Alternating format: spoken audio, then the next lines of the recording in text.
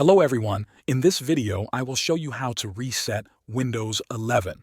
First, click on the Start menu in the bottom left corner of your screen. Then, select the Settings icon.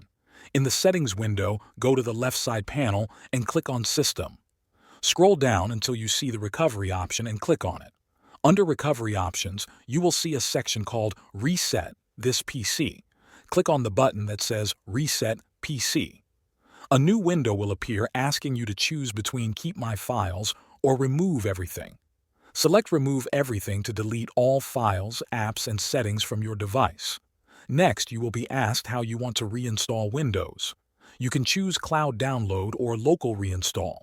After selecting the Reinstall option, Windows will show you a summary of your choices. Review them carefully to make sure you have selected Remove Everything. When you are ready, click on Next, and then click Reset. Your computer will restart and begin the reset process. When the reset is complete, your PC will start as if it is brand new. Thanks for watching.